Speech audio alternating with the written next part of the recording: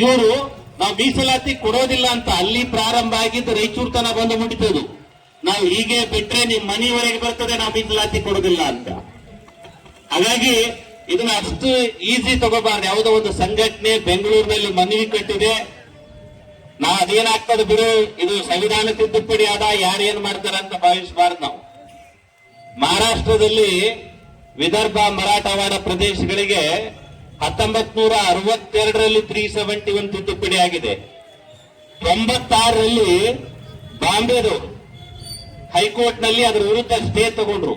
Education ಮತ್ತು employment ಗೆ reservation ಇವರಿಗೆ ಯಾಕೆ ಕೊಡಬೇಕು ಅಂತ 96 ನಲ್ಲಿ ಸ್ಟೇ ತಗೊಂಡಿದ್ದಾರೆ. ಮಹಾರಾಷ್ಟ್ರ ಸರ್ಕಾರದವರು ಸುಪ್ರೀಂ ಕೋರ್ಟ್ ನಲ್ಲಿ ಅದು ಸ್ಟೇ ವೇಕೆಂಟ್ ಮಾಡಲಿಕ್ಕೆ ಅಪೀಲ್ ಮಾಡಿದ್ದಾರೆ.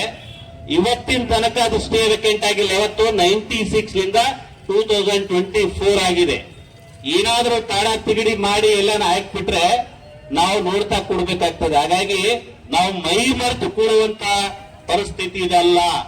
ಯಾಕಂದ್ರೆ ರಾಜ್ಯದ 3/4 ಜನ ನಮ್ಮ ವಿರುದ್ಧ ಮನಸ್ಥಿತಿಯಿಂದ ಬೆಳೀತಾ ಇದ್ದಾರೆ. ಈಗ ನಮ್ಮ ವಿರುದ್ಧ ಮನಸ್ಥಿತಿಯಲ್ಲಿದ್ದಾರೆ. ಯಾಕಿದ್ದಾರೆ ಅಂದ್ರೆ, ಮೊದಲೆಲ್ಲ ನೇಮಕಾತಿಗಳಾದ್ರೆ ಈ ಕೊಪ್ಪಳ ಜಿಲ್ಲೆಯಲ್ಲಿ ಶಿಕ್ಷಕರ ನೇಮಕಾತಿ ಇದ್ರೆ 90% ಜನ ಇದೇ ಬಿಜಾಪುರ, ಬಾಗಲಕೋಟ್, ಗದಗ, ಹಾವೇರಿ, ದಾವಣಗೆರೆ, ಹಾಸನ್ ಅವರು ಕೂಡ ಇಲ್ಲಿ ಕೆಲಸ ಮಾಡ್ಲಿಕ್ಕೆ ಬರ್ತಿದ್ರು.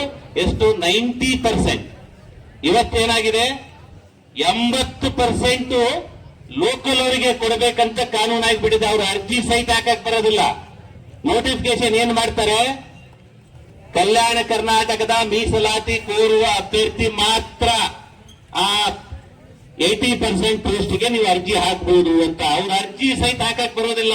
ಅದು ಅವ್ರಿಗೆ ಹೊಟ್ಟೆ ಕಿಚ್ಚಾಗಿರ್ತಕ್ಕಂಥದ್ದು. ರಾಯಚೂರಿನಲ್ಲಿ ಗವರ್ಮೆಂಟ್ ಮೆಡಿಕಲ್ ಕಾಲೇಜ್ ಇತ್ತು, 2006 ನಿಂದ ಇದೆ. 2006 ಲಿಂದ 2014 ವರೆಗೂ 1 ವರ್ಷಕ್ಕೆ 100 ಮೆಡಿಕಲ್ ಸೀಟ್ ನಲ್ಲಿ 10-12 ಸೀಟ್ ಕೂಡ ಈ ಭಾಗದ